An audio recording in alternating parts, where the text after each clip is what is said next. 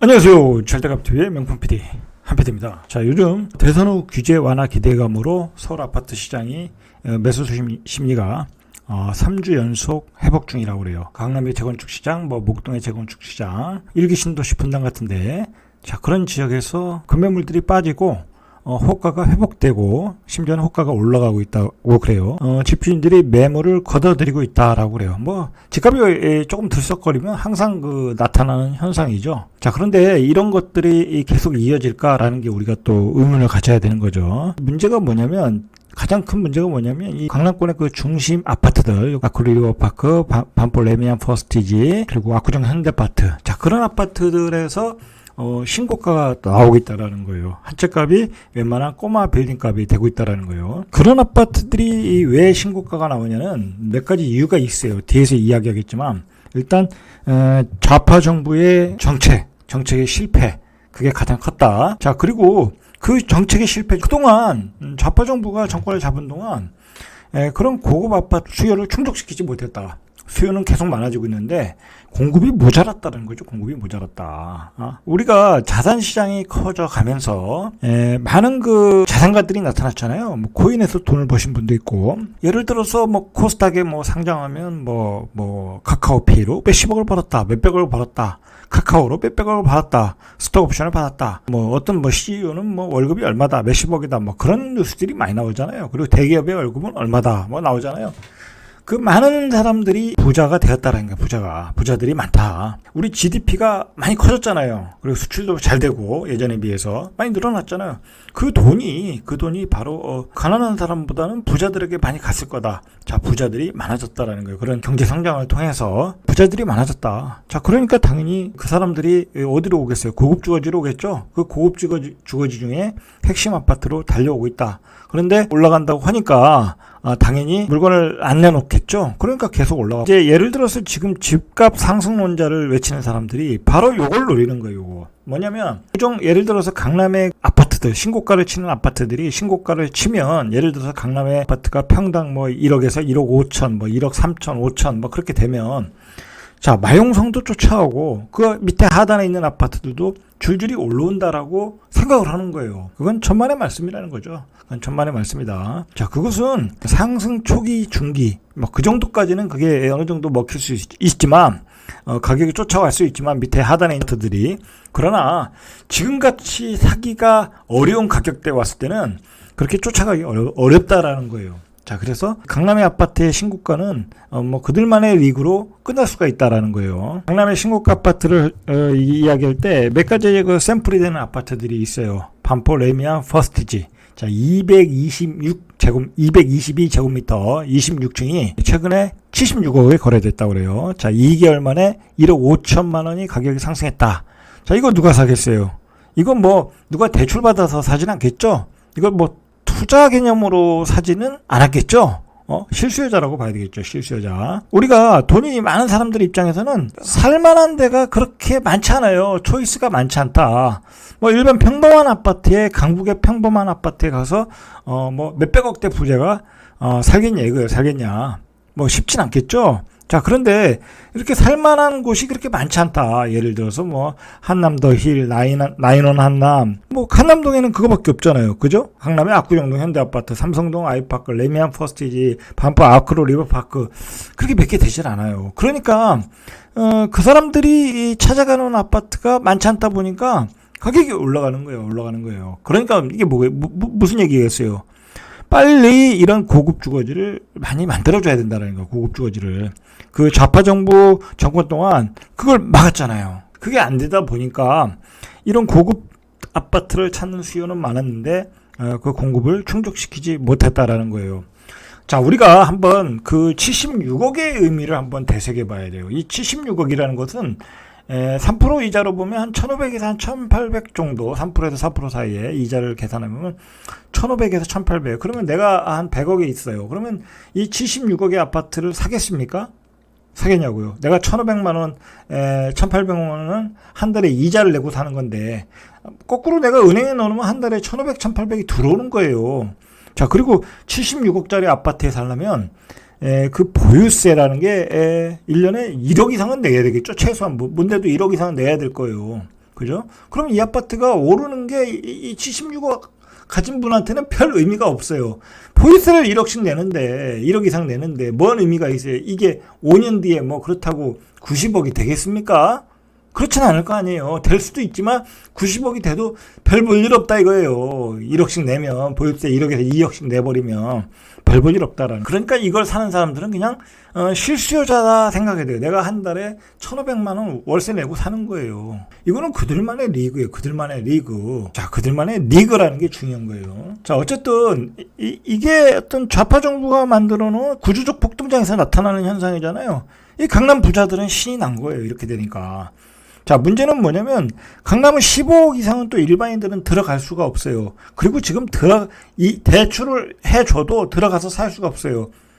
예를 들어서 한 20억 넘어버리면 1년에 몇 천만 원 또 이 보유세, 종부세 내야 돼요. 보유세를 내야 돼요. 그렇게 되면 월급쟁이가 어떻게 살겠냐고요. 한 7, 8천 받는 월급쟁이가 어떻게 살겠냐고. 못 산다. 이 못 사는 사회가 돼버렸어요. 강남에서는 일반 평범한 사람들이 들어가서 살지 못하는 그런 세상이 돼버렸다. 좌파 세상이 되면서. 자, 그게 문제라는 거예요. 제가 보기에는. 이게 큰 상실감을 줬다라는 거예요. 이 반포 레미안 퍼스티지의 168제곱미터에서는 60억의 거래가 신고됐다. 자, 직전 거래보다 10억 5천만 원이 올랐다라는 거예요. 여러분, 60억짜리 집을 살 정도면 이건 평범한 사람이 아니야. 소위 말해서 우리가 말하는 뭐 어디 뭐 스타 강사, 스타트업의 뭐 성공한 스타트업의 사장님. 자, 그런 사람들이에요. 그런 사람들. 자, 그런 사람들이 뭐 내가 좋은 주거지를 찾아가야 되니까 10억 더 내는 건 일도 아니겠죠. 그 사람들은 사업을 해서 1년에 몇십억, 몇백억을 버는 사람들이니까. 자, 그러니까 신고가를 치고 있다라는 거. 자, 어쨌든 이게 버블이냐 아니냐는 우리가 판단을 해야 되겠죠. 버블이냐 아니냐. 그러니까 이게 예를 들어서 돈 많은 사람들이 사면 이건 버블이 아닌 거야. 그죠? 떨어져도 그 사람은 상관없으니까. 자, 그런데 이걸 일반인들이 돈이 많은 투자자가 뭐 투자로 샀다. 자, 그러면 이건 버블이 될 수도 있겠죠. 사는 주체에 따라 버블이냐 아니냐가 결정이 되겠죠. 자, 그리고 이 60억의 이 집을 사는 사람이 뭐 가격이 오르는 것도 별로 좋아하지 않을 것 같아요. 왜냐면 자꾸 오르면 보유세를 내야 되니까. 이게 가격이 또 많이 오르면 이게 또 보유세가 올라가는 폭이 커지잖아요. 그러니까 올라가는 것도 좋아하지 않는다. 반포 아크로 리버파크 역시 비슷한 거죠. 129제곱미터 아까하고 비슷해요. 자, 61억 원에 거래됐던 것이 63억 원에 거래됐다. 또 2억이 올랐다라는 거죠. 자, 그리고 지난달에 84제곱미터 국민평형이 46억 6천만 원. 전국 최고가를 기록했다. 84를 46억에 샀다. 저는 솔직히 버블이라고 생각해요. 46억이면 한 달에 뭐 최소 못 잡아도 그 돈 은행에 넣으면 1,000만 원이 넘게 나오거든요. 자, 1,000만 원 내고 이 사람은 84제곱미터에 한강을 바라보면서 살고 있다라는 거예요. 버블이냐 아니냐는 저는 그런 것 같아요. 한 16억 하던 게 갑자기 46억이 됐다.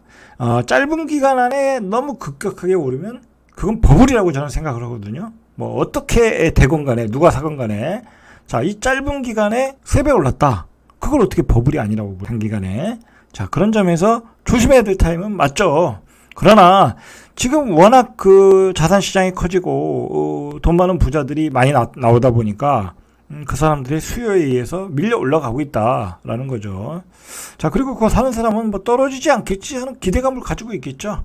자, 줄줄이 신고가가 나오고 있다. 강남구 삼성동 아이파크 175제곱미터. 자, 60억 원. 압구정동 신현대 11차 183. 이게 제일 크네요. 자, 59억 5천만 원. 대치동 개포 우성아파트 158제곱미터 51억 원.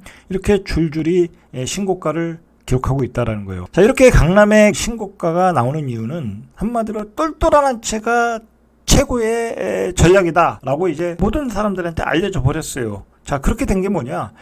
모든 규제가 그렇게 만들어놨어요. 모든 규제가 뭐 모든 규제 완화, 규제 완화도 그렇고 이제 재건축 재개발 뭐 규제 완화도 그렇고 모든 규제 강화도 그렇고 세금 구조도 그렇고 그리고 가장 공급이 부족한 곳이 강남이고 그리고 한 번에 올라도 가장 많은 시세 차익이 나는 곳이 또 강남이고 그러다 보니까 다 똘똘한 한 채로 가다라는 거예요. 다주택자인 경우에는 중과세를 때리니까 당연히 똘똘한 한 채로 지금 몰리고 있다라고 보시면 될 것 같아요. 잘못된 정책이라는 거죠. 정부가 1가구 1주택을 유도하는 방향으로 정책을 유도했다는 것이고, 그래서 핵심 지역 똘똘한 한 채로 수요가 몰렸다. 자, 그리고 이게 또 결정적으로 뭐냐면 이 투자, 이제는 다주택자들이 투자를 할 수가 없거든요. 다주택자들이 물론 이 투기를 하시는 분들은 지방 가서 아직도 법인 만들고 갭 투자하고 명의 분산하고 뭐 세금 내가면서 하시는 분들도 있어요. 근데 보편적으로 이제 다주택을 가지면서 투자하기가 어렵게 됐어요. 자, 그렇게 되다 보니까 일반인들은 그냥 그럴 바에는 그냥 강남에 한 채, 뭐 A급 지역에 한 채 그렇게 됐다는 거예요. 투자가 강남에 집중돼 버렸다는 거예요. 투자가 이 돈을 어떤 분산을 시켜줬어야 되는데 지방으로도 분산시켜서 지방에 투자도 하게끔 해서 지방의 공급을 원활하게 하는 기능도 있거든요. 투자라는 것은 자 그런 기능이 없어지고 강남에 집중되게 했다. 제가 만난 뭐 우리 부동산에 왔던 손님들도 그런 분들이 많아요. 지방에서 집을 팔고 강남에다 집을 사시는 분들이 많았어요. 자, 실제로 이제 이 똘똘한 한 채의 위력이 뭐냐면 그거예요. 강남은 시설성이 있고, 강남은 대체할 데는 없거든요. 그나마 대체할 곳이 지금 한남동밖에 없어요. 한남동. 그러다 보니까 그곳은 시간만 지나면 계속 오른다요. 이거 뭐 몇십 년 동안 강남 불패를 보여줬으니까. 응? 그렇다는 거예요, 지금. 대한민국은 좁고, 인구는 많고, 그리고 모든 것은 서울에 집중되어 있고, 서울 중에 또 모든 것은 강남에 집중되어 있고, 또 강남 중에 핵심 지역은 압구정동, 반포, 삼성동, 대치동, 그런 지역이니까, 그런 지역으로 몰릴 수밖에 없다라는 똘똘한 한 채를 선호하는 현상은 앞으로도 계속될 가능성이 있다. 이런 정책을 바꾸지 않으면. 자, 요번에 다주택자에 대한 무자비한 세금 폭탄이 나왔잖아요. 지금은 좌파 정부니까 1가구 1주택에 대해서만 어떤 세금을 완화해주는 정책을 나왔어요. 그래서, 지난해 공시가격을 그대로 적용해서 보유세를 낮춰줬어요. 1가구 1주택은. 강남이라 할지라도, 강남에 가지고 있다 할지라도. 그러나, 지방에 두 채를 가지고 있으면 4배를 내야 되는 어떤 역효과가 나왔다라는 거예요. 그러니까 더욱더 이 세금 구조가 똘똘한 한 채로 가게끔 만들어주고 있다라는 거예요. 지방 두 채보다 강남 한 채가 세금이 더 저렴한 구조로 만들었다. 자, 그래서 더 똘똘한 한 채로 지금 움직이고 있다라는 거예요. 자, 이러다 보니까 지방이나 외곽 아파트는 지금 물건들이 많이 나오고 있어요. 나올 수밖에 없겠죠. 다주택자 세금이 어마어마하니 거기다가 이제 양도소득세 중과정책 한시적 유예를 곧 시작한다고 그러지 않습니까? 윤석열 정부에서. 자, 이러다 보면 지방이나 외곽은 매물이 쌓이고 강남의 매물은 줄어들 수 있다라는 거예요. 자, 그래서 이제 핵심지는 핵심지에 똘똘한 한 채는 버티기에 또 들어갈 수 있어요. 그렇게 세금을 완화해 준다고 하니까 그 지방 거 없애버리면 되니까 강남 거 하나만 남겨놓으면 되니까 버티기 들어간다. 물론 이제 강남 두 채를 가지고 계신 분들은 또 얘기가 틀려지겠죠. 좌파 정부에서의 이 온갖 다주택자에 대한 규제가 오히려 이러한 똘똘한 한 채라는 괴물을 만들었다. 자, 그래서 강남 부자들은 지금 웃고 있어요.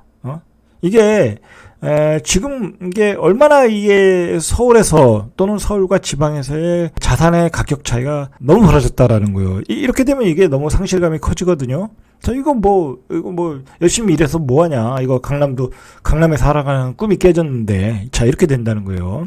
자, 이 진입을 계획하시는 분들, 강남에 많거든요. 강남에 서울에 교육 환경이 좋으니까 그곳에서 애들을 키우고 싶은 분들이 많거든요. 이제 그분들이 기분 나빠지고 있다라는 거예요, 지금. 자, 그래서, 지금 윤석열 인수위에서 무슨 얘기가 나오냐면 취득세 완화, 대출 규제 완화, 다주택자에 대한 규제 완화를 하겠다라는 거예요.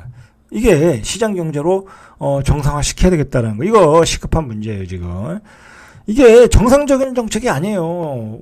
지방에 가서 아파트 한 채 더 사는데 취득세를 8% 12% 내라. 그러면 이런 역효과가 나오는 거예요. 똘똘한 한 채로 몰려가는 효과가 나온다라는 거예요. 이렇게 시장은 이 부작용에 대해서 반응을 하고 있다라는 거. 반응을 하고 있다. 자, 그 반응은 결국 강남 부자들을 웃게 하고 나머지 사람들을 상심에 빠뜨리게 하고 있다라는 거예요. 예? 자, 이렇게 우리가 투기꾼을 잡으려고 취득세를 강화시켰는데 그게 이렇게 역효과를 줬다는 거예요. 예. 자, 이런 걸 막아야 된다. 지방에는 그리고 일종의 그 투자하시는 분들이 집을 사게끔 또 만들어 줘야 돼요. 그래야 공급이 원활하게 나오잖아요. 그죠? 그런 순기능도 있는 거예요. 자, 그리고 이 고급 주택을 좌파 정부 동안에 만약에 짓지 못했어요. 개발이 안 됐던 거죠. 자, 이 개발도 속도를 붙여야 된다.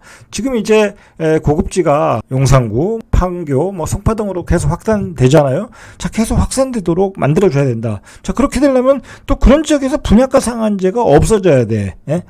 말 그대로 고급 아파트를 지을 수 있게끔 해야 수요자의 그 요구에 맞춰서 지을 수 있지 않겠습니까? 자, 그런 분양가 상한제도 철폐가 좀 필요하다라는 거예요. 그런 점에 대해서 신경을 써야 된다. 자, 어쨌든 이제 이런 그 강남의 그 똘똘한 한 채의 신고가가 앞으로 주택 시장에 어떻게 영향을 끼칠 건가? 예전에는 이런 게 영향을 많이 끼쳤어요. 많이 끼쳤는데 지금은 우리가 범접할 수 없는 가격이야. 범접할 수 없는 가격이고 그게 영향을 끼칠 수는 없다. 왜냐면 밑에 가격들이 워낙 차이가 벌어졌고 그걸 차이가 벌어져 그게 연결해서 이렇게 움직이는 기능이 아니라는 거예요. 자, 오늘 여기까지 이상 절대값 TV의 명품 PD 한 PD였습니다.